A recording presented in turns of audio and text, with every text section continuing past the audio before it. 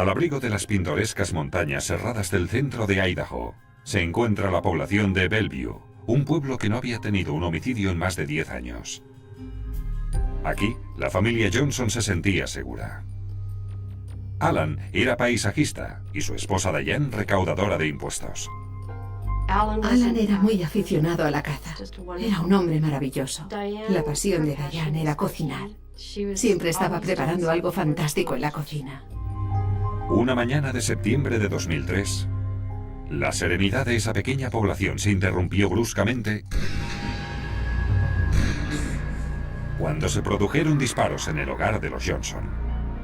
911, ¿cuál es su emergencia? Han disparado 2 veces. ¿De dónde procedían los disparos? La hija ha venido y ha dicho que alguien ha disparado a sus padres. Cuando la policía llegó allí, encontró a Diane Johnson en su cama con un disparo mortal. Al parecer, le dispararon mientras dormía. Alan Johnson estaba también muerto en el suelo, junto a la cama. La ducha aún estaba funcionando y vi que justo dentro de la ducha había el orificio de una bala que entró en línea recta a la altura del pecho y que perforó el azulejo. El arma homicida, un rifle del calibre .264, estaba en el suelo del dormitorio.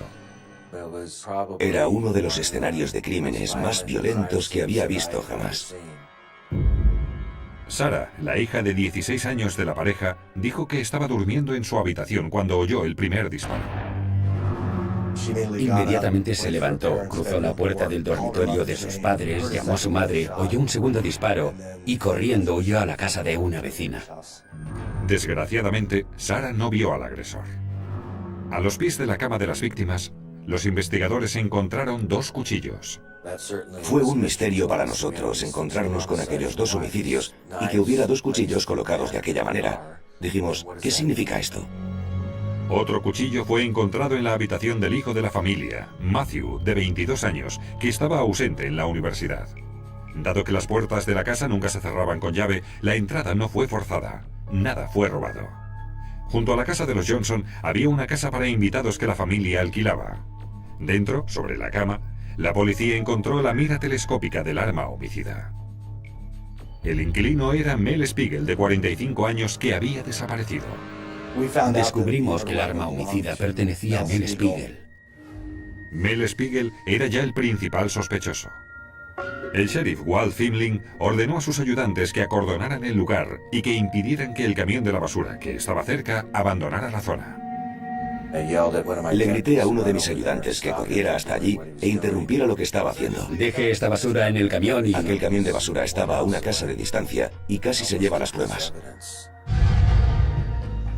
En el cubo de basura que había frente a la casa de los Johnson había pruebas mucho más valiosas que todo lo que habían hallado dentro.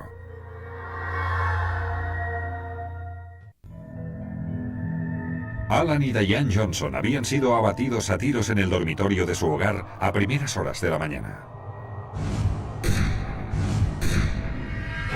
Su hija, de 16 años, estaba en la casa cuando se produjeron los disparos, pero salió ilesa. En la basura, la policía encontró abundantes pruebas. En el cubo de basura había un albornoz rosa. Dentro de ese albornoz encontraron un guante de cuero marrón, un guante de látex y munición del calibre 5. Esa munición no coincidía con la munición empleada en los asesinatos. No obstante, parecía que el asesino había arrojado esos objetos a la basura antes de huir del lugar. El arma homicida, un rifle de caza de gran potencia, pertenecía al inquilino de los Johnson, Mel Spiegel, que había desaparecido misteriosamente. Mel Spiegel tenía alquilada la casa de invitados desde hacía años. Era amigo íntimo de Alan y Diane. Trabajaba de electricista.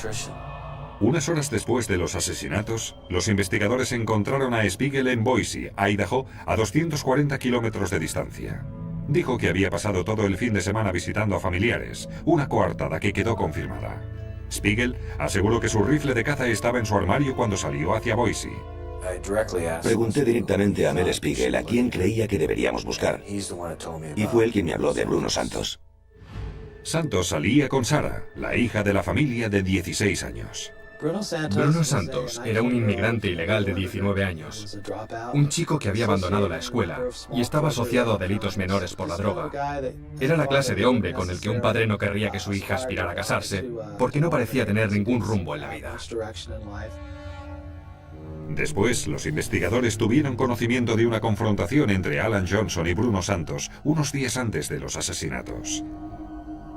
Sarah había dicho a sus padres que iba a casa de una amiga a pasar la noche, pero después se enteraron de que iba a pasar la noche con Santos. Alan Johnson se enfureció y pidió a su cuñado, Jim Babel, que le acompañara a casa de Santos. Le dije que no valía la pena ir hasta allí y darle una paliza al chico, porque no se iba a conseguir nada. Alan le dijo a Santos que no se acercara a su hija y se llevó a Sarah a casa.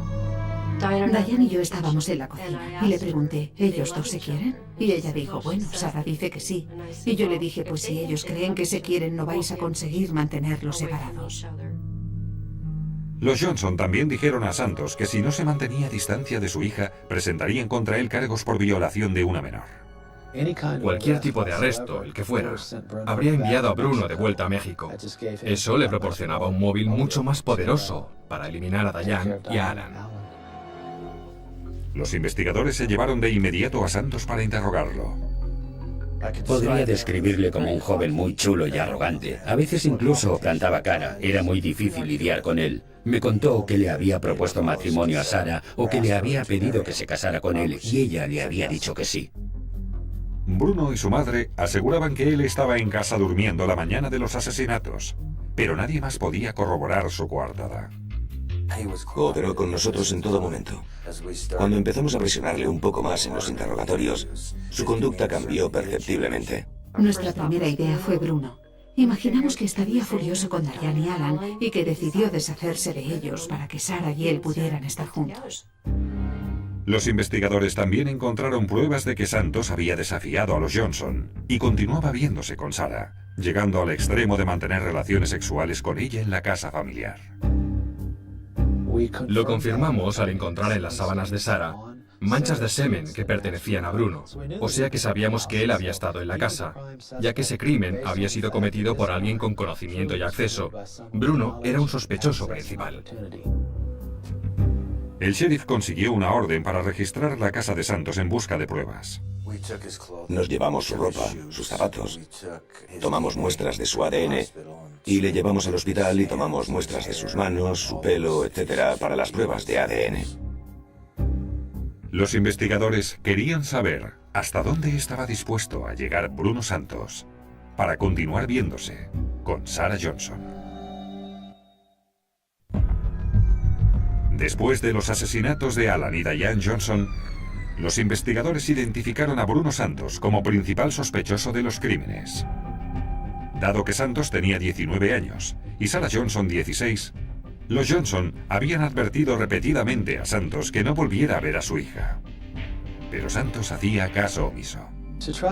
Para poder imputar a Bruno o descartarlo, analizamos casi todas las piezas de ropa que llevaba aquel día y al día siguiente, cuando le detuvimos. Nunca encontramos su ADN, huellas dactilares ni nada en el escenario del crimen. Ni hallamos en ninguna prenda de ropa suya sangre o ADN de Alan o Diane. Y Bruno Santos fue descartado como sospechoso. Al no contar con otras posibilidades, las autoridades centraron su atención en la hija de los Johnson, Sarah. No más que... Niños. ¿No más niños? No más. Se enteraron de que Sarah tomaba antidepresivos y que mantenía una tormentosa relación con su madre. Los parientes de Sarah creían que era una adolescente normal que se rebelaba contra la autoridad, hasta que les llamó la atención su insólito comportamiento después de los asesinatos. No parecía estar atravesando ningún tipo de duelo, en absoluto. No le preocupaba haber perdido a su padre y a su madre. Quería ver a sus amigos. Quería arreglarse las uñas. No sé, era algo muy extraño. Eso llevó a los investigadores a plantearse lo impensable. Que Sarah Johnson, actuando sola, había asesinado a sus propios padres. Es que no podía imaginar que una niña de 16 años pudiera cometer ese tipo de crimen. Y probablemente la mayor dificultad era que mi mente concebiera la idea de que una niña pudiera haber hecho algo tan atroz. Los investigadores sabían que Sarah tenía llaves de la casa de invitados de la familia ocupada por su inquilino, Mel Spiegel. Sarah limpiaba con frecuencia la casa de invitados para Mel, por lo que creemos que tenía conocimiento de que las armas se encontraban en aquel armario. Cuando los sheriffs interrogaron a Sarah en un principio, detectaron contradicciones en su versión. Había asegurado que dormía en su cuarto cuando oyó el primer disparo y que la puerta de dicha habitación estaba cerrada. Encontramos residuos de la sangre y el cráneo de Diane en la pared de la habitación de Sarah, que estaba a unos 9 metros de distancia. La puerta de Sarah Johnson tuvo que estar abierta para permitir que el hueso entrara en la habitación. Y en el extremo posterior de la puerta, donde están las bisagras, también había restos de sangre. Por lo tanto, las dos puertas estaban abiertas. Sabíamos que la puerta tenía que estar abierta, lo que se contradecía con lo que ella había dicho. Pero aquello era solo una contradicción, no una prueba de asesinato. Nos iba a resultar muy difícil probar ese caso ante un jurado. No existía ni una sola de las pruebas necesarias para vincular totalmente a Sarah con esos crímenes. Y por lo tanto, tuvimos que construir la acusación pieza a pieza. La pieza que consideraron podía resultar más significativa eran la camiseta y los pantalones de pijama que Sarah llevaba la mañana de los asesinatos. La policía, cuando se dirigió a ella por primera vez, no vio sangre en su ropa. Y no la había porque examinamos con luminol su pijama centímetro a centímetro, parte superior e inferior, y nada. Los analistas centraron después su atención en el albornoz rosa encontrado en la basura la mañana de los crímenes. Varios familiares dijeron que el albornoz pertenecía a Sarah. Cuando Rod Englert lo examinó con un proscope, un microscopio de gran potencia, con capacidad de ampliar 400 veces, quedó atónito al descubrir que en la parte anterior de la prenda no había salpicaduras de sangre. Pero después miró detrás y encontró cientos de diminutas manchas de sangre. Salpicadura de sangre a alta velocidad del tipo que generaría un rifle de gran potencia. Había múltiples manchas muy minúsculas, como pequeños toques de lápiz, numerosas, e incluso aún más pequeñas, formando capas, capa sobre capa, que se forman sobre todo cuando la energía es alta. Las pruebas de ADN mostraron que la sangre procedía de Diane y Alan Johnson. Esto demostró que el asesino llevaba el albornoz al revés. Las pruebas gritaban a viva voz. Esto fue lo que ocurrió. Era la única explicación. Pero los investigadores tenían que demostrar que Sarah llevaba el albornoz la mañana de los crímenes. Y para lograrlo, debían analizar la camiseta que llevaba puesta aquel día. Sarah Johnson llevaba una camiseta de algodón azul manchada de pintura verde y teniendo en cuenta eso pensé, examinemos la camiseta a ver si alguna de esas fibras de algodón pudo haberse transferido al albornoz con la pintura. Los científicos tomaron muestras de la camiseta y las fibras del interior del albornoz. Emplearon un microscopio escaneador de electrones para comparar las similitudes. Encontraron pintura tanto en la camiseta como en el albornoz, con la misma composición química. Lo que creo que ocurrió fue que se produjo una transferencia de la camiseta azul que se depositó en el albornoz rosa. Lo que demostró que Sarah había llevado el albornoz encima de la camiseta. Finalmente, los investigadores analizaron los guantes hallados en la basura. Cuando manipulas un objeto y dejas a tu paso aceites y residuos de tu piel, esa mezcla contiene células epidérmicas y la mayoría de las veces podemos obtener ADN partiendo de esas muestras. Los científicos sacaron muestras del interior de los guantes y encontraron ADN de una sola persona. Sarah era la fuente del ADN encontrado en el guante de látex. Toda la ropa hallada en el cubo de la basura fue después examinada en busca de residuo de disparo. Un gas creado por el disparo de un arma de fuego que puede adherirse al tirador. Enviamos el albornoz, el guante de cuero y el guante de látex a un laboratorio en Chicago, Macron y Asociados. Ellos finalmente encontraron residuo de disparo en los 3 artículos. Pero los investigadores tenían una última pregunta. ¿Por qué no tenía Sarah el pelo impregnado de sangre cuando fue a casa de su vecina a denunciar los asesinatos? ¿Se puso algún tipo de gorro? Y si era así, ¿dónde estaba? Sarah no tenía ninguna mancha de sangre que pudiéramos apreciar a simple vista. Pronto descubrirían por qué.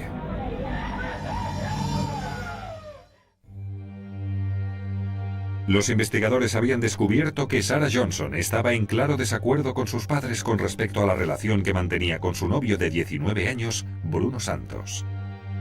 Los padres de Sarah amenazaron con presentar cargos de violación de una menor contra Santos para hacer que le deportaran si los dos no dejaban de verse. Según la acusación, en lugar de ello, Sarah recurrió a la violencia. En octubre de 2003, Sarah Johnson fue imputada como adulta. Sarah, traigo una orden de detención contra ti por el asesinato de tus padres, Diane y Alan Johnson. Se te imputan 2 cargos de asesinato y quedas arrestada. ¿De acuerdo? Ponte en pie. Fue un momento triste, porque era una niña de 16 años la que había hecho aquello.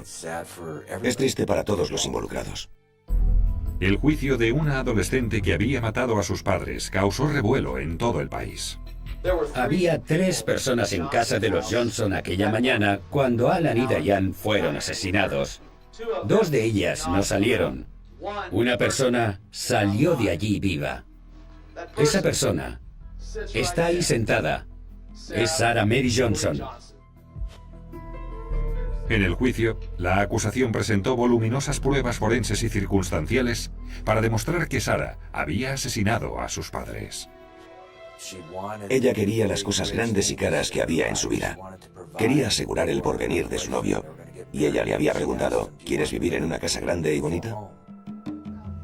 Ella creía que con el seguro de vida de sus padres y su herencia lo tendrían todo solucionado. Y podría haber vivido esa vida de felicidad eterna que probablemente solo una chica de 16 años puede imaginar. En un sorprendente giro de los acontecimientos, el novio de Sarah, Bruno Santos, testificó para la acusación, primordialmente para demostrar que no había tenido nada que ver con los asesinatos. Bruno testificó que Sarah le había comentado que odiaba a su padre y que iba a dispararle, por el hecho de que a él no le gustaba su relación. La acusación cree que Sarah optó por el asesinato en lugar de poner fin a su relación con Santos. Ella sabía que el hombre que alquilaba la casa de invitados a sus padres tenía un rifle de caza y esperó a que se marchara durante el fin de semana para robarlo.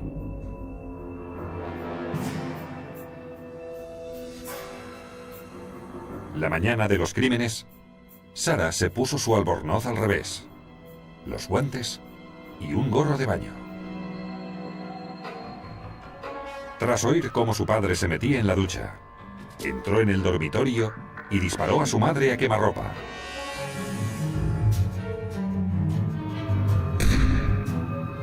La salpicadura de sangre fue a parar a la habitación de Sarah, contradiciendo su versión, según la cual estaba durmiendo con la puerta cerrada.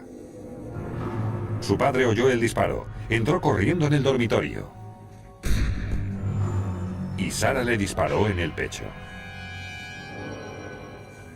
Sarah intentó despistar a los investigadores colocando cuchillos a los pies de la cama de sus padres para hacer que pareciera que los asesinatos tenían relación con alguna banda. Echó al inodoro el gorro de ducha y vació la cisterna. Y allí lo encontraron varias semanas después los fontaneros cuando atascó el desagüe. Arrojó los guantes y el albornoz a la basura. Después corrió a la casa de al lado a denunciar los asesinatos de sus padres, presentándose extraordinariamente limpia de salpicaduras de sangre. Sin embargo, había dejado atrás pruebas suficientes. Si se hubiera recogido antes ese cubo de basura, se habrían perdido el albornoz y los guantes que llevaban el ADN de Sarah. A Sarah le fascinaban las historias de crímenes. Y por eso creemos que en base a esa orientación de las novelas de la televisión, era muy probable que Sarah entendiera el funcionamiento de las pruebas, cómo deshacerse de ellas, y es muy probable que eso fuera lo que le condujo a hacer algunas de las cosas que hizo. Sarah Johnson fue condenada por asesinato en primer grado y sentenciada a 2 cadenas perpetuas sin posibilidad de libertad condicional. Jamás saldrá de la cárcel. Fueron emociones encontradas. Me alegré de que la declararan culpable, porque creía de corazón que lo era, pero duele ver a un miembro de tu familia en esa situación. A los miembros del jurado y a los investigadores les resultaba difícil creer lo que había sucedido. Pero las pruebas forenses no dejaban dudas de que Sarah Johnson había asesinado a sus padres. Sin haber tenido el albornoz que contenía el guante de cuero, el guante de látex y toda la sangre, no creo que jamás hubiéramos podido demostrar ante un jurado la culpabilidad más allá de toda duda razonable. Resulta muy difícil condenar a la gente basándose solo en pruebas circunstanciales. Necesitas esas pruebas forenses porque se trata de un asesinato en primer grado. No puedo evitar preguntarme qué pasaría por la cabeza de Sarah cuando cometió ese terrible crimen, o cómo pudo haber hecho algo semejante a sus padres.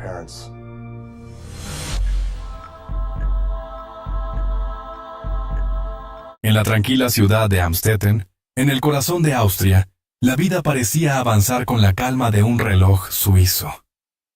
Calles silenciosas, vecinos que se saludaban con una sonrisa discreta, y casas familiares con jardines bien cuidados que transmitían seguridad. Era un lugar donde el horror parecía imposible, donde nadie imaginaba que detrás de una fachada impecable podía ocultarse un secreto tan abominable que estremecería al mundo entero. En esa aparente normalidad vivía un hombre llamado Joseph Fritzl, un ingeniero eléctrico retirado, respetado a simple vista, discreto ante los ojos de sus vecinos, pero con un mundo interior dominado por el control, la manipulación y la oscuridad más perversa. Joseph Fritzl no era un extraño en la comunidad. A sus 70 años, se le consideraba un hombre trabajador, alguien que había logrado levantar una familia y mantenerla bajo un rígido orden. Su casa, de aspecto sólido y común, no despertaba sospechas. Al contrario, representaba esa imagen de estabilidad que tanto se valoraba en un barrio pequeño. Pero dentro de esas paredes se escondía un secreto construido ladrillo a ladrillo, puerta tras puerta, bajo tierra. Un sótano al que nadie tenía acceso. Un lugar diseñado con precisión enfermiza, donde el silencio se convertía en grito ahogado, y la vida cotidiana se transformaba en pesadilla interminable. La historia comienza décadas atrás, cuando Joseph, aún joven, empezó a dar señales de un carácter controlador y autoritario. Desde temprano mostró un apetito por el poder, un deseo de someter a quienes lo rodeaban. No se trataba simplemente de un padre estricto o de un esposo severo. Había en él un impulso oscuro, una necesidad enfermiza de dominar absolutamente. Para los vecinos, era un hombre reservado, incluso aburrido, pero en la intimidad de su hogar, sus hijos conocían otra faceta, la de un patriarca implacable, cuyas órdenes eran ley incuestionable. Entre todos sus hijos, había una que sufriría más que nadie las consecuencias de esa obsesión. Elizabeth, una niña de mirada tierna y carácter sumiso, que desde pequeña fue víctima de la rigidez extrema de su padre. Lo que nadie sospechaba era que Joseph había empezado a planear desde hacía años cómo retenerla bajo su poder absoluto, cómo convertirla en prisionera de su propio destino. Ese plan tomó forma en los cimientos de la casa, donde comenzó a construir un sótano oculto, un búnker subterráneo al que solo él tendría acceso. El sótano fue diseñado con meticulosidad enfermiza. No era simplemente un espacio de almacenamiento. Era un calabozo preparado para mantener a alguien encerrado por décadas. Joseph, con conocimientos de ingeniería, reforzó paredes, instaló puertas de acero y planificó un sistema de ventilación rudimentario. Lo hacía en secreto, sin que su familia sospechara el verdadero propósito de esa construcción. Cuando alguien preguntaba, respondía con naturalidad que era para almacenar herramientas o proteger la casa en caso de emergencia. Nadie imaginaba que aquel espacio se convertiría en un mundo paralelo, donde el tiempo se detendría y la esperanza se marchitaría lentamente. El 28 de agosto de 1984, la pesadilla comenzó oficialmente. Elizabeth tenía 18 años cuando su padre la llamó para que lo ayudara en la casa. Ella, obediente, bajó con él al sótano. Joseph la engañó con una excusa banal, y en cuestión de segundos, la trampa se cerró. Elizabeth quedó atrapada tras una pesada puerta de acero, en un espacio sin ventanas, sin contacto con el exterior, sin posibilidad de huir. Fue el inicio de una reclusión que duraría 24 años. Para el mundo exterior, Elizabeth simplemente desapareció. Joseph, manipulador hasta el extremo, presentó una carta escrita bajo coacción en la que ella supuestamente explicaba que había decidido huir, abandonar a su familia y unirse a una secta. La policía, sin pruebas contundentes, aceptó aquella versión. Los vecinos comentaban con sorpresa la fuga de la joven, pero con el tiempo el caso quedó en el olvido. Nadie imaginaba que estaba a pocos metros, bajo tierra, respirando el aire viciado de aquel sótano maldito. El sótano se convirtió en un universo cerrado, un lugar donde el poder de Joseph era absoluto. Allí no existía la luz natural ni el cambio de estaciones. El tiempo se medía en golpes de puertas y pasos en el piso superior. Elizabeth, joven y llena de sueños, vio cómo cada día se convertía en un tormento interminable. Su padre la sometía a abusos constantes, a un control psicológico devastador que la reducía a un objeto de su propiedad. El sótano del horror no era solo un espacio físico, era una cárcel emocional y mental. Los años comenzaron a acumularse. En ese encierro, Elizabeth dio a luz a 7 hijos, fruto de los abusos de Joseph. Algunos de esos niños fueron criados en el mismo sótano, sin conocer jamás el cielo azul, ni la brisa de un día soleado. Imagina por un instante lo que significa crecer en un mundo donde la única luz proviene de lámparas eléctricas, donde el silencio absoluto se rompe únicamente por la respiración de tu madre y el sonido de las tuberías. Un universo en el que no hay juegos al aire libre, ni amigos, ni risas inocentes. Solo paredes húmedas, miedo constante y la presencia dominante de un hombre que se creía dueño de la vida y la muerte. Mientras tanto, en la superficie Joseph mantenía una doble vida impecable. Ante los ojos de todos, era un padre preocupado, incluso un abuelo cariñoso.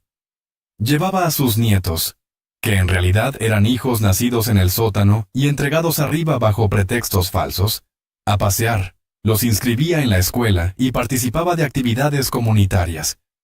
Nadie sospechaba nada, porque Fritzl era un maestro del disimulo. Su frialdad calculadora le permitía sonreír en público mientras en el subsuelo se gestaba el infierno. El contraste era brutal. Arriba, la normalidad. Abajo, el horror. Y todo sostenido por una sola voluntad enfermiza.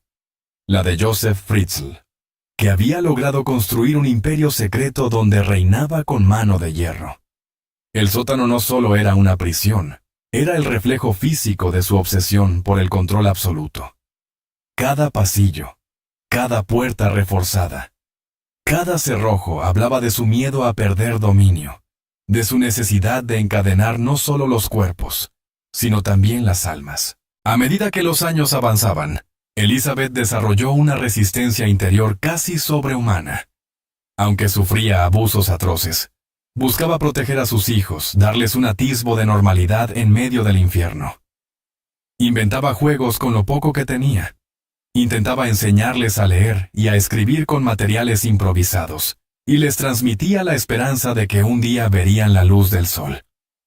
Esa fuerza silenciosa, esa resiliencia maternal, fue lo que mantuvo con vida a la pequeña comunidad oculta en el sótano durante más de 2 décadas. Y mientras la vida de Elizabeth y sus hijos se consumía bajo tierra, en la superficie, el mundo avanzaba.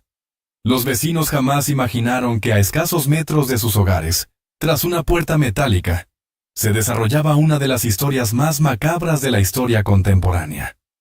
Joseph Fritzl, con su fachada de hombre normal, seguía perfeccionando su doble vida.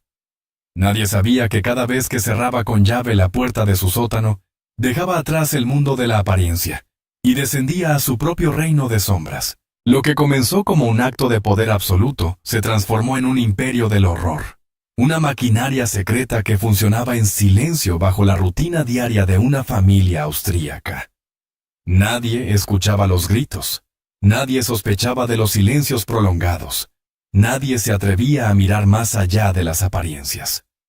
Joseph había logrado lo imposible: ocultar un crimen monstruoso a plena vista, disfrazado de normalidad. Pero como toda oscuridad que pretende eternizarse, el secreto de Joseph Fritzl no podría permanecer oculto para siempre. El sótano del horror estaba destinado a salir a la luz, y el mundo entero se estremecería al descubrir la magnitud de lo que había ocurrido bajo esa casa aparentemente tranquila en Amstetten.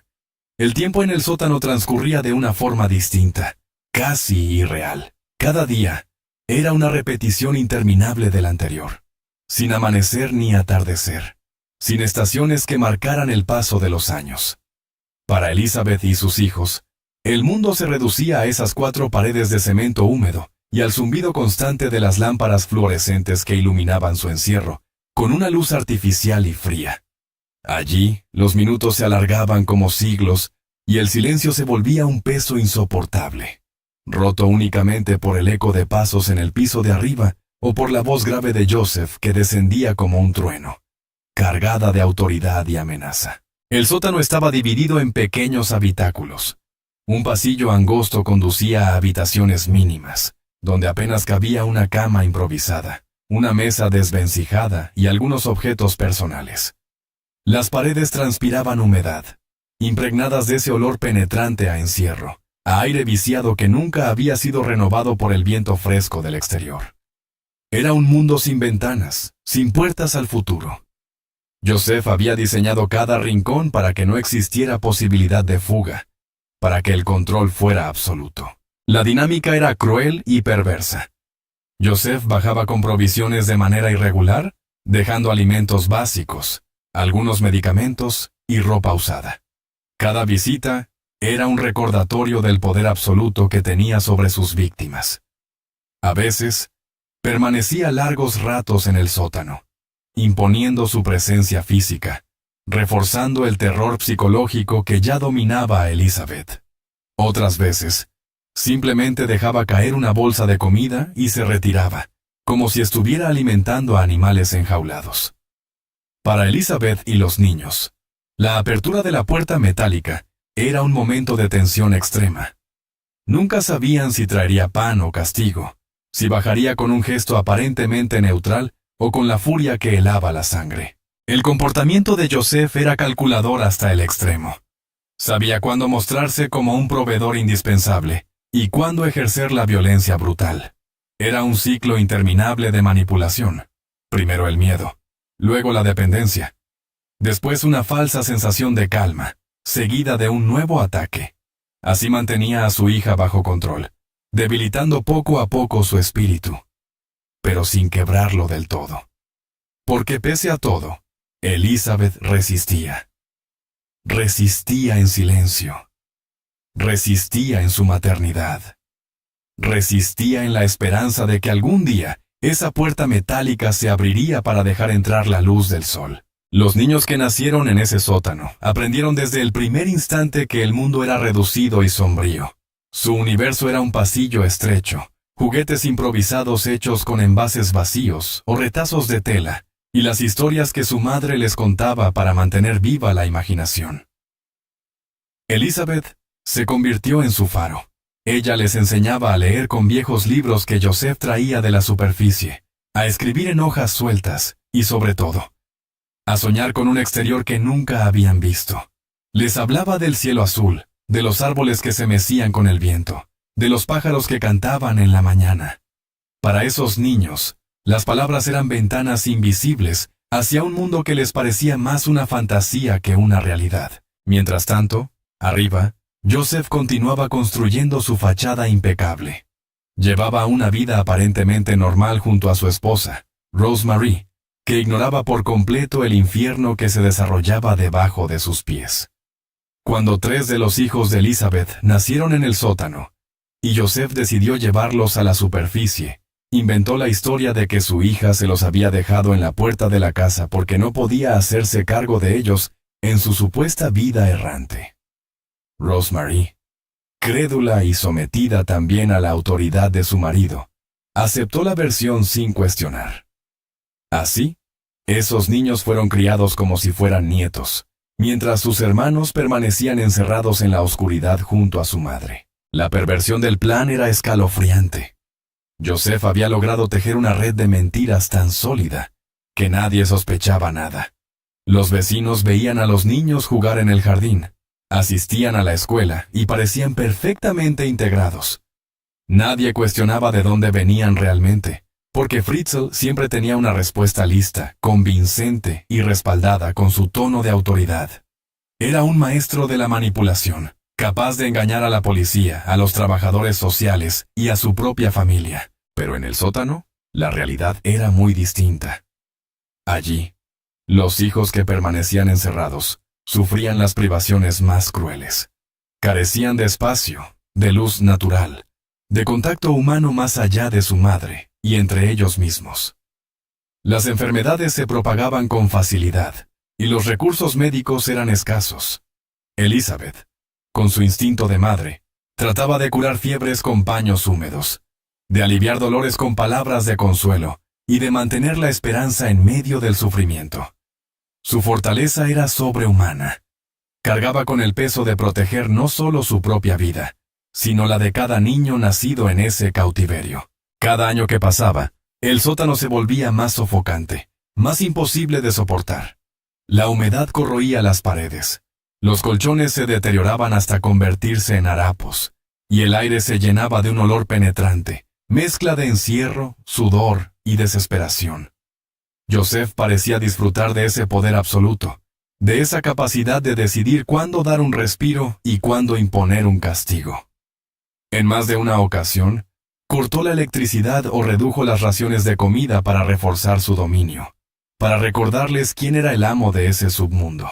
Lo más aterrador era la naturalidad con la que Fritzl podía alternar entre esas dos vidas. Arriba, el abuelo atento. Abajo, el carcelero despiadado. Esa dualidad era lo que lo hacía aún más monstruoso. Nadie podía sospechar que mientras charlaba con un vecino sobre el clima o arreglaba el jardín, llevaba en su mente la conciencia de que bajo tierra, su hija y varios niños esperaban su próxima visita con miedo en los huesos. El paso del tiempo comenzó a difuminar los recuerdos de Elizabeth sobre el mundo exterior.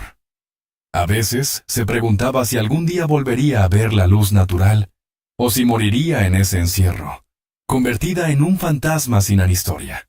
Pero la mirada de sus hijos la obligaba a resistir. No podía rendirse. No podía dejar que la desesperación la consumiera, porque ellos dependían de su fuerza. Y así, en medio del infierno, ella se convirtió en símbolo de esperanza para esas pequeñas vidas. En el exterior, la ciudad de Amstetten seguía su curso, ajena a la tragedia. Los vecinos continuaban con su rutina, sin imaginar que a pocos metros de distancia, bajo sus propios pies, se escribía una de las historias más atroces de la historia moderna. La ironía era brutal. La normalidad de la superficie contrastaba con la pesadilla subterránea. Mientras unos disfrutaban de días soleados en el parque, otros aprendían a vivir sin jamás haber visto el sol. Pero incluso en los secretos más cuidadosamente construidos, siempre hay fisuras. Joseph Fritzl, aunque calculador, no era infalible. Cada mentira, cada excusa, cada movimiento tenía un límite. Y a medida que los años pasaban, los muros de su imperio secreto comenzaban a mostrar grietas invisibles. El horror no podría permanecer oculto eternamente. Algo estaba destinado a romperse, algo que arrastraría la verdad hacia la superficie y dejaría al descubierto lo inimaginable. Con el paso de los años, el sótano se había transformado en un universo paralelo, un lugar que parecía existir fuera de toda lógica, fuera del tiempo, fuera de la realidad. Elizabeth, que había bajado por última vez a ese espacio siendo apenas una adolescente de 18 años, ya era una mujer adulta, marcada por la resistencia, el sufrimiento y la maternidad forzada. Sus hijos crecían en la penumbra, cada uno con un destino dividido entre la oscuridad perpetua y las promesas vacías de un mundo exterior que jamás habían visto con sus propios ojos. Para Joseph, cada día era una confirmación de su poder absoluto. No solo había construido un calabozo perfecto, sino que había logrado mantenerlo invisible durante más de 2 décadas. La rutina se convirtió en su aliada. Nadie sospechaba, nadie preguntaba demasiado. La ciudad de Amstetten seguía su curso mientras bajo la tierra latía el corazón podrido de un secreto indescriptible. La perversidad de Fritzl no estaba en la violencia abierta, sino en su capacidad de sostener el horror con la naturalidad de un hombre que, en apariencia, vivía una vida normal. En el interior del sótano, la vida de los niños seguía marcada por las privaciones. Algunos empezaban a preguntarse si lo que su madre describía era real. ¿Existía de verdad un sol que calentaba la piel? ¿Era cierto que había animales que corrían libres en los campos, ríos de agua cristalina y cielos donde flotaban nubes blancas? O tal vez todo era un invento, una fábula para mantenerlos tranquilos. Elizabeth luchaba con todas sus fuerzas para que no perdieran la fe en el mundo exterior. Pero el encierro prolongado convertía esas descripciones en algo cada vez más abstracto. La relación entre los prisioneros del sótano y Joseph era de dependencia forzada. Cada vez que él bajaba las escaleras metálicas, el sonido de sus pasos generaba un silencio helado.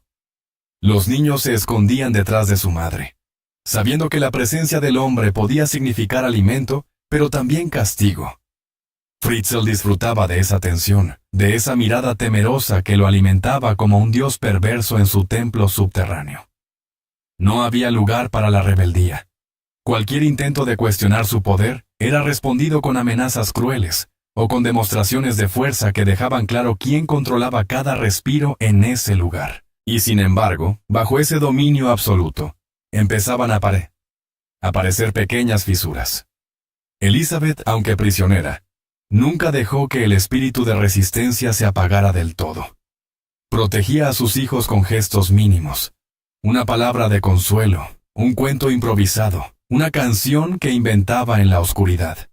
Pequeños actos que parecían insignificantes, pero que en realidad eran rebeliones silenciosas contra el imperio de su padre.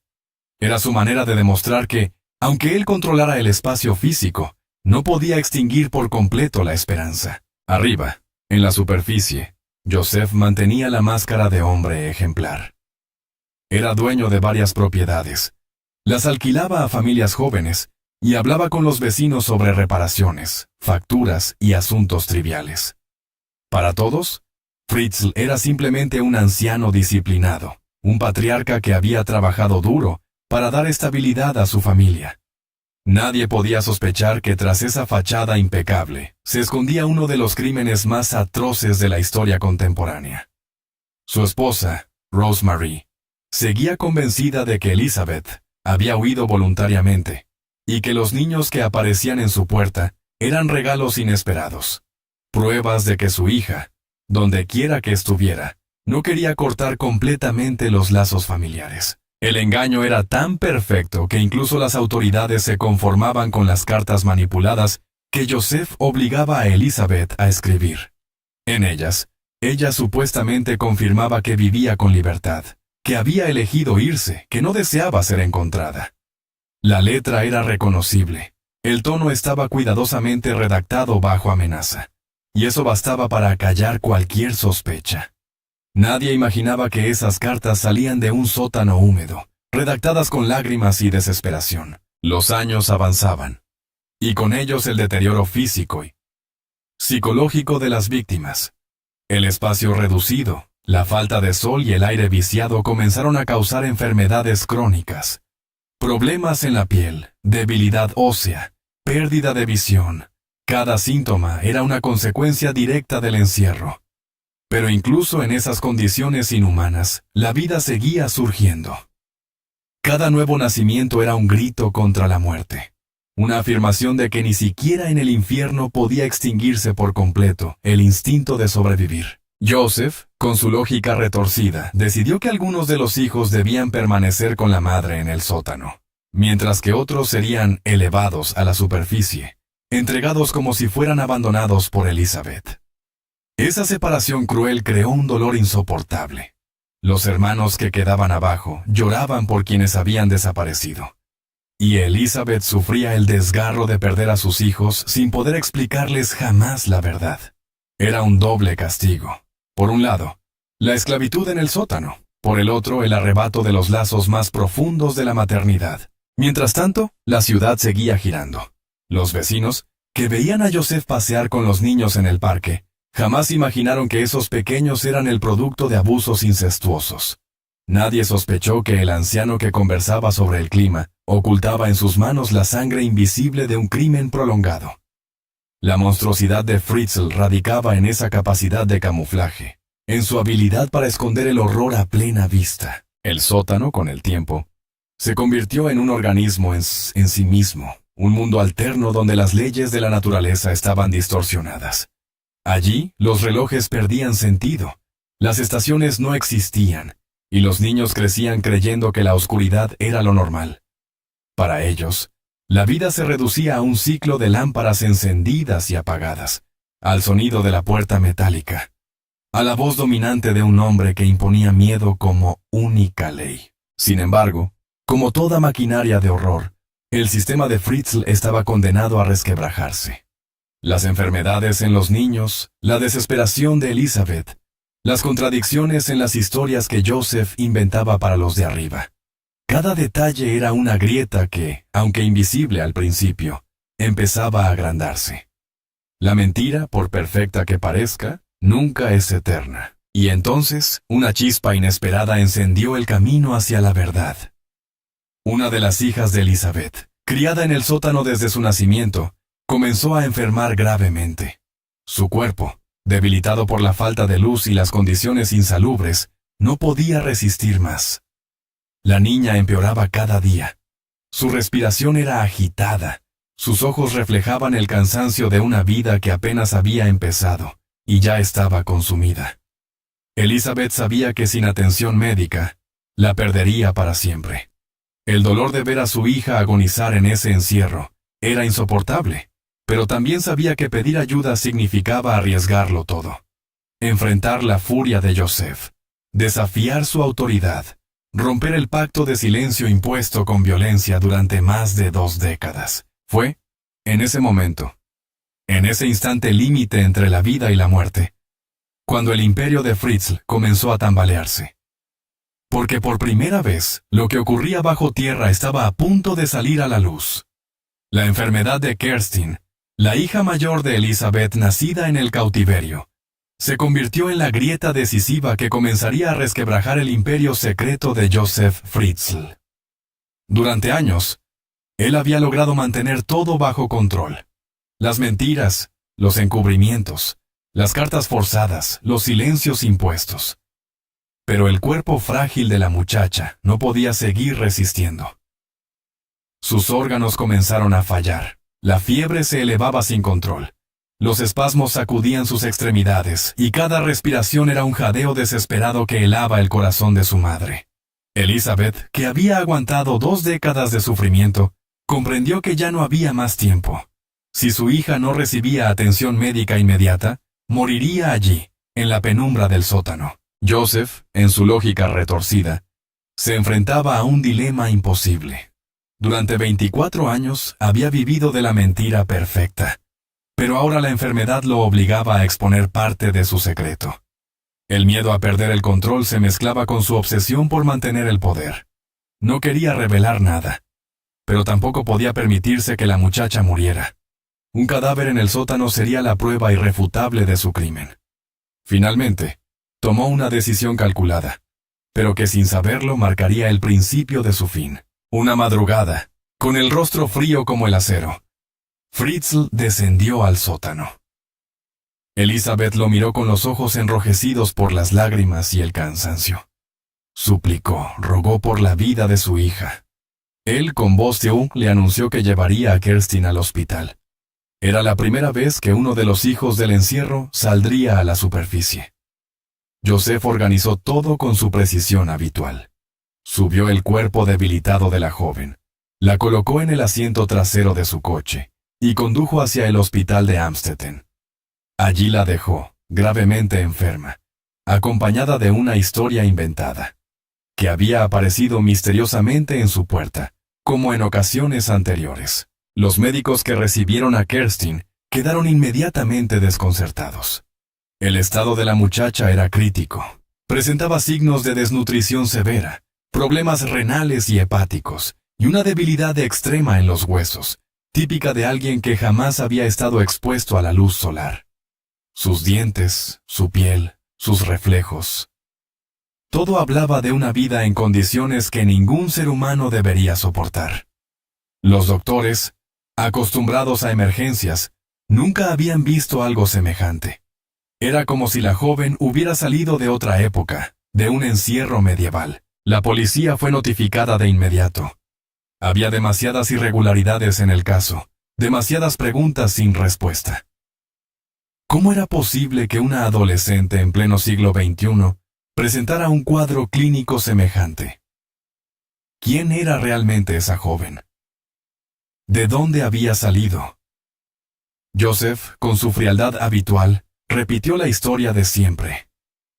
Que Elizabeth, su hija desaparecida hacía años, la había dejado frente a la casa sin explicaciones. Pero esta vez, las dudas no se disiparon con tanta facilidad. Mientras Kerstin luchaba por su vida en cuidados intensivos, los investigadores comenzaron a presionar. Necesitaban encontrar a Elizabeth, interrogarla, comprender cómo era posible que una madre abandonara a una hija en semejante estado. El peso de las sospechas aumentaba, y Fritz lo sabía. Su dominio, que durante más de 2 décadas había sido absoluto, empezaba a tambalearse. Y lo peor para él era que, por primera vez, no tenía todas las respuestas bajo control. En el sótano, Elizabeth esperaba con un nudo en el estómago. Sabía que enviar a su hija al hospital era arriesgarlo todo, pero también sabía que ya no tenía otra opción.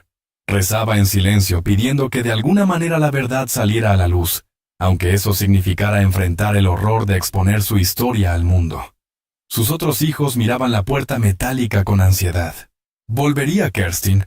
¿Qué pasaría ahora que el secreto estaba en manos de médicos y policías? La tensión era insoportable. El aire se volvía más denso que nunca. Los días siguientes fueron un torbellino.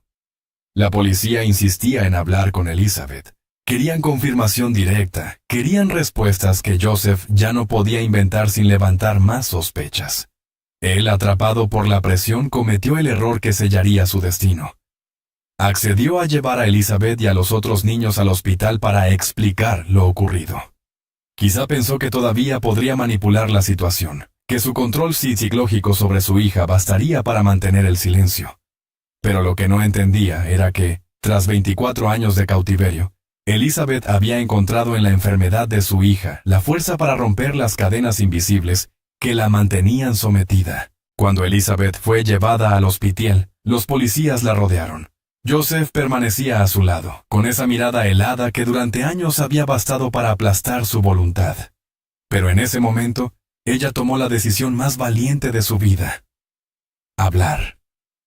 Entre lágrimas, entre sollozos y un dolor acumulado durante décadas, reveló la verdad.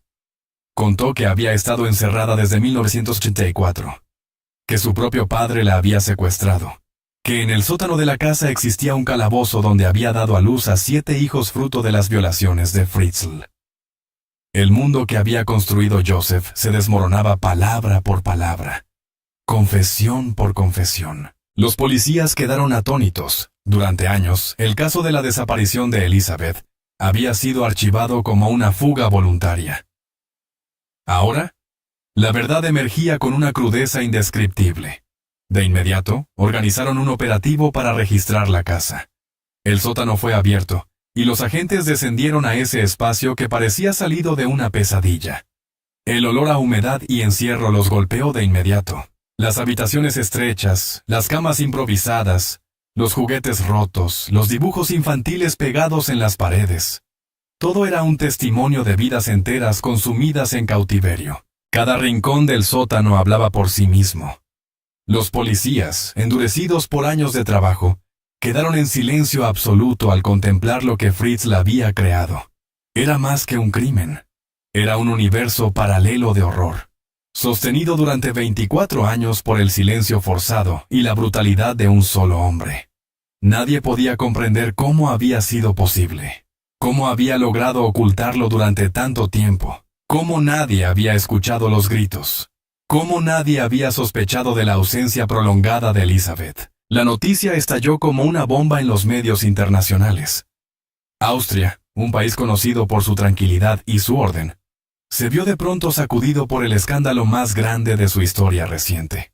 Los titulares hablaban de la Casa del Horror, del monstruo de Amstetten, de un caso que parecía imposible de asimilar en pleno siglo XXI. El nombre de Josef Fritzl se convirtió en sinónimo de monstruosidad, y el sótano de su casa en símbolo de la maldad humana llevada al extremo. Mientras tanto, Elizabeth y sus hijos, por primera vez en 24 años, respiraban aire fresco. El sol golpeó sus rostros con la intensidad de un fuego desconocido. Sus ojos, acostumbrados a la penumbra, apenas podían soportar la luz. La libertad, que durante tanto tiempo había sido un sueño imposible, se sentía ahora como un choque brutal contra la realidad. Había comenzado el proceso más difícil: reconstruir sus vidas después de haber sido arrancados del mundo durante más de 2 décadas. Josef Fritzl, por su parte, fue arrestado de inmediato. Al ser interrogado, no mostró arrepentimiento ni vergüenza. Con frialdad, intentó justificar sus actos, diciendo que había protegido a su hija del mundo exterior y que había creado un universo seguro para ella y sus hijos. Sus palabras, cargadas de cinismo, provocaron indignación.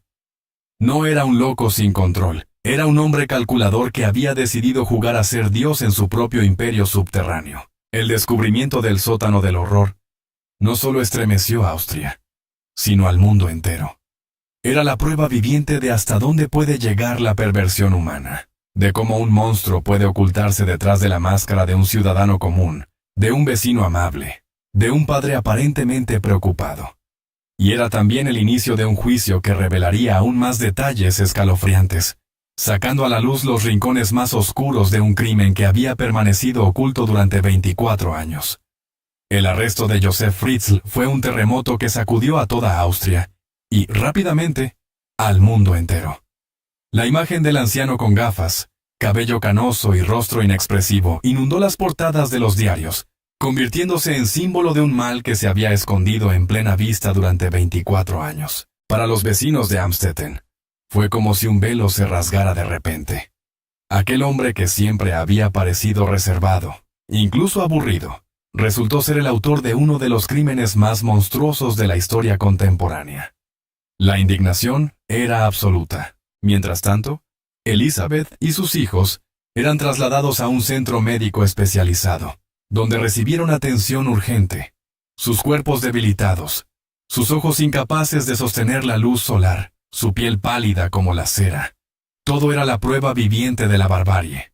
Los médicos luchaban contra el tiempo para recuperar su salud, pero había algo más difícil de curar que los huesos frágiles y los órganos deteriorados, las cicatrices invisibles del alma. Elizabeth, enfrentada por fin al mundo libre, debía lidiar con el trauma de haber perdido su juventud y haber sido obligada a convertirse en madre en condiciones inhumanas.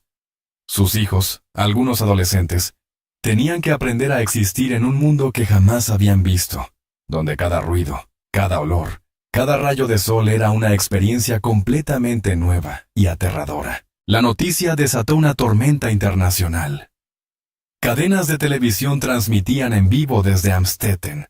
Periodistas de todos los continentes acudían al pequeño pueblo austríaco, y la sociedad debatía sin cesar cómo era posible que algo así hubiera ocurrido sin ser descubierto. El sótano se convirtió en el epicentro del horror, una metáfora tangible del lado más oscuro de la condición humana. Y en medio de todo ese caos mediático, Josef Fritzl permanecía impasible, como si aún creyera que podía controlar la narrativa de su propia historia. El juicio contra él comenzó a gestarse con rapidez. La fiscalía reunió pruebas, testimonios y peritajes psicológicos para demostrar la magnitud de los crímenes. Elizabeth, en un acto de coraje extraordinario, aceptó declarar en contra de su padre. Durante años había vivido bajo su sombra, temiendo su mirada, sus amenazas, su voz que imponía silencio. Ahora, frente a jueces y abogados, se levantaba como la voz que destapaba el infierno. Su testimonio era un puñal que atravesaba el muro de mentiras que Fritzl había levantado durante décadas. Cada palabra pronunciada por ella resonaba en la sala con un eco imposible de ignorar. La verdad se desplegaba cruda, implacable, como un golpe de martillo sobre el mármol. Los detalles revelados en el juicio estremecieron incluso a los más experimentados. Los abogados describían la arquitectura del sótano, los sistemas de ventilación improvisados, las puertas blindadas, el ruido metálico que encerraba a Elizabeth en un mundo sin salida. Se presentaron fotografías de los cuartos donde los niños habían pasado su infancia, dibujos infantiles pegados en paredes húmedas, colchones desgastados que habían sido su único refugio. Cada prueba era un recordatorio tangible de la monstruosidad que Fritzl había cometido con paciencia, frialdad y una determinación enfermiza. Joseph, sentado en el banquillo, escuchaba todo con una calma escalofriante. No lloraba, no temblaba, no mostraba arrepentimiento. Su rostro pétreo parecía el de alguien que aún se consideraba dueño de la situación. En un momento, llegó incluso a afirmar que había actuado para proteger a su hija del mundo exterior, como si aquel encierro hubiera sido un acto de cuidado y no de tiranía. Sus palabras provocaron un murmullo de indignación en la sala. Nadie podía creer la frialdad con la que intentaba justificar lo injustificable. Era la esencia misma del monstruo. Transformar el dolor en discurso, la violencia en supuesta protección, el crimen en retorcida normalidad. Mientras tanto, la opinión pública se dividía entre el horror y la incredulidad. ¿Cómo había sido posible que Rosemary, la esposa de Joseph, no hubiera notado nada durante 24 años? ¿Cómo podían las autoridades haber aceptado sin cuestionar las cartas de Elizabeth? ¿Cómo había logrado Fritzl engañar a todos con tanta facilidad? Las preguntas se multiplicaban, pero ninguna respuesta era suficiente para calmar la sensación de que el mal había pasado inadvertido justo frente a los ojos de todos. El juicio se prolongó con testimonios de expertos médicos y psicológicos. Los doctores que atendieron a Kerstin relataron la gravedad de su estado, describiendo cómo su cuerpo reflejaba décadas de carencias y encierro. Los psicólogos explicaron el trauma profundo de los niños, el shock de haber salido al mundo y descubrir que la vida no era solo cemento, luces artificiales y miedo. Y, sobre todo, resaltaron la fuerza de Elizabeth, una mujer que, a pesar de haber sido reducida al silencio, había encontrado el valor para hablar, para desafiar al hombre que la había dominado desde su infancia. Finalmente, el momento más esperado llegó. La sentencia.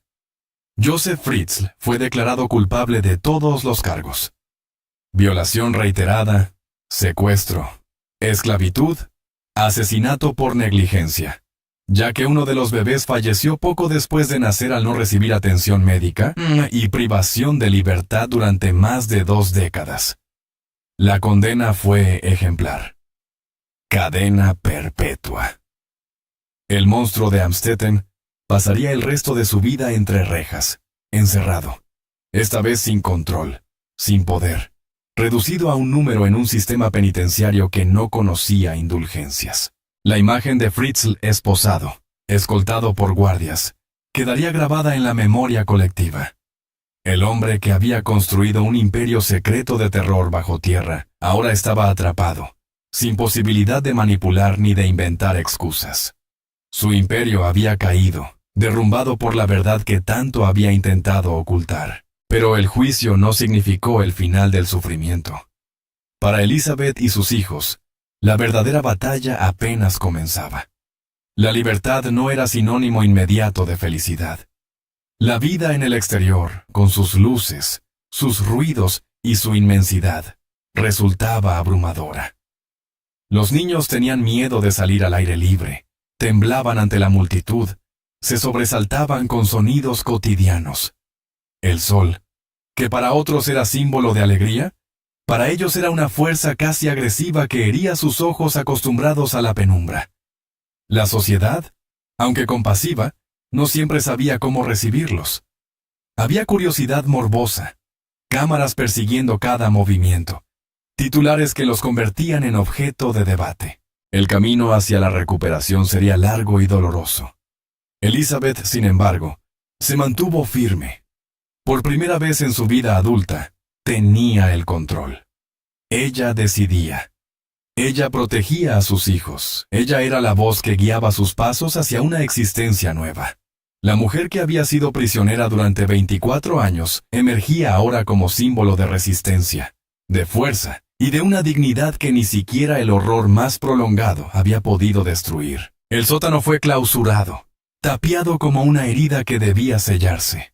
Nadie quería volver a entrar allí. Nadie quería sentir de nuevo ese aire viciado, ni observar esos muros que habían sido testigos de tanto dolor. La casa de Joseph Fritzl se convirtió en un lugar maldito, en un recordatorio permanente de que el mal puede ocultarse tras las paredes más ordinarias. Y en medio de todo quedaba una pregunta que estremecía a todos. ¿Cómo es posible que alguien pueda construir un imperio de horror tan perfecto sin ser descubierto durante tanto tiempo? La respuesta no estaba solo en Fritzl, sino en la ceguera de una sociedad que a veces prefiere no preguntar, no mirar demasiado, no incomodarse. Ese silencio colectivo fue el cómplice invisible de un crimen que duró casi un cuarto de siglo. Pero el monstruo había caído. Y aunque nada devolvería el tiempo perdido, aunque las cicatrices permanecerían por siempre, la verdad había emergido.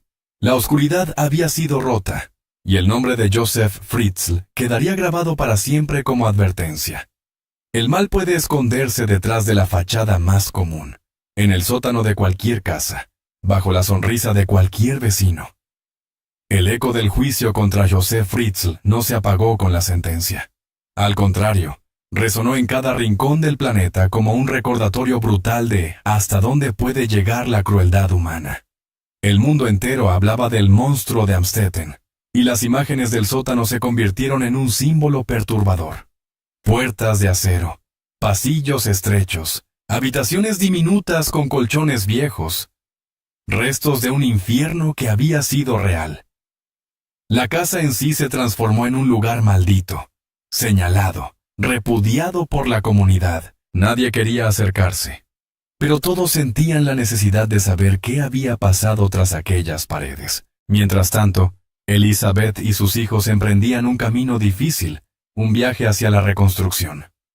Tras 24 años de silencio forzado, su voz se convirtió en un instrumento de poder. Por primera vez, ella era libre de hablar, de decidir, de guiar a sus hijos sin la sombra de su padre sobre ellos. El mundo esperaba declaraciones, entrevistas, apariciones públicas, pero Elizabeth eligió el silencio como forma de protección. No quería que la historia de su vida se convirtiera en un espectáculo morboso. Su prioridad era sanar, ofrecer a sus hijos lo que nunca habían tenido. Una vida con libertad, dignidad y esperanza. Los especialistas que los acompañaban sabían que la recuperación sería lenta. El trauma no desaparece con el simple hecho de abrir una puerta. Había que enseñar a los niños a convivir con la luz del sol, con los espacios abiertos, con los ruidos de una ciudad que, para ellos, eran demasiado agresivos. Aprendían a caminar por parques sin sentir miedo, a dormir sin escuchar el eco metálico de una cerradura cerrándose, a mirar al cielo sin creer que era un espejismo. Cada pequeño avance era una victoria. Cada sonrisa arrancada al dolor era un milagro en medio de las sombras. Austria, sacudida en sus cimientos, inició también un proceso de autocrítica. ¿Cómo era posible que las autoridades hubieran aceptado durante tanto tiempo las cartas manipuladas de Elizabeth? ¿Cómo era posible que nadie hubiese investigado más a fondo la desaparición de una joven durante décadas? La sociedad comenzó a debatir sobre la indiferencia, sobre esa tendencia a mirar hacia otro lado, sobre la fragilidad de los sistemas que deberían proteger a los más vulnerables. El caso Fritzl no solo revelaba la monstruosidad de un hombre, sino también las fallas de un mundo que había permitido que el horror prosperara en silencio.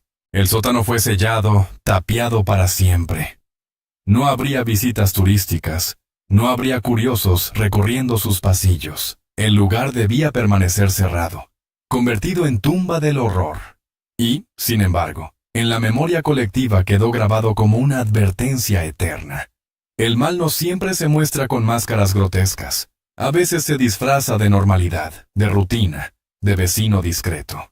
Joseph Fritzl, confinado ahora en una celda, se enfrentaba a su propia sombra. El hombre que había controlado cada detalle de un imperio subterráneo, que había dictado con precisión enfermiza la vida de otros seres humanos, estaba reducido a la impotencia de un preso común. La ironía era brutal. El carcelero se había convertido en prisionero. Pero para Elizabeth y sus hijos, esa justicia no era suficiente. Ninguna condena podía devolver los años robados. Ninguna sentencia podía borrar las noches interminables de miedo, los partos solitarios, los llantos sofocados, los juegos improvisados con envases vacíos en lugar de juguetes. El daño era irreversible, y sin embargo, de entre las ruinas del sufrimiento surgía algo inesperado: la resiliencia. Elizabeth, esa mujer que había soportado lo inimaginable, que había criado a sus hijos en las condiciones más inhumanas, demostró una fuerza capaz de conmover al mundo entero. Su decisión de proteger a su familia del ruido mediático, de priorizar la sanación antes que la exposición pública, se convirtió en un acto de dignidad admirable. Ella había sido víctima, pero ahora era sobreviviente. Había pasado de ser prisionera a ser protectora, de ser silencio a ser ejemplo de resistencia. El caso dejó cicatrices profundas no solo en quienes lo vivieron, sino en toda una sociedad. Inspiró debates sobre la violencia doméstica, sobre la manipulación psicológica, sobre la facilidad con que los monstruos pueden ocultarse detrás de una máscara de normalidad. La historia de Fritzl se convirtió en advertencia, en recordatorio de que la oscuridad no siempre está lejos, sino que puede habitar en la casa de al lado, bajo el jardín cuidado, tras las ventanas impecables. Con el tiempo, los hijos de Elizabeth fueron encontrando sus propios caminos, aprendiendo a integrarse en un mundo que los había esperado sin saberlo. Cada paso era difícil, cada experiencia nueva era un desafío, pero también una oportunidad. Aprendieron a reír, a correr en un parque, a sentir la lluvia sobre su piel. Pequeños milagros cotidianos que, después de una vida en el sótano, se convertían en tesoros. El monstruo de Amstetten pasará el resto de su vida entre barrotes, pero la verdadera victoria pertenece a Elizabeth y a sus hijos. Ellos lograron sobrevivir a lo impensable. Y aunque el pasado no puede borrarse, la esperanza los acompaña en cada nuevo amanecer. El horror quedó atrás, sellado bajo tierra. Y lo que emergió a la superficie fue una lección dolorosa, pero poderosa. Incluso en la oscuridad más absoluta, la luz de la resistencia humana puede abrirse paso. El sótano del horror ya no existe, pero su memoria perdurará para siempre. Será recordado como advertencia, como símbolo del mal que se esconde tras la fachada de la normalidad, pero también como testimonio de la fuerza indomable de quienes lograron sobrevivirlo. Porque si algo enseña esta historia es que, aunque la maldad humana puede ser insondable, la capacidad de resistir, de luchar y de renacer es aún más poderosa. Y así, el nombre de Joseph Fritzl quedará escrito en la historia con el peso del monstruo que fue. Pero junto a él también brillará el de Elizabeth, la mujer que desde el fondo del sótano, desde la penumbra de la esclavitud, supo proteger la vida, resistir al terror y finalmente salir a la luz.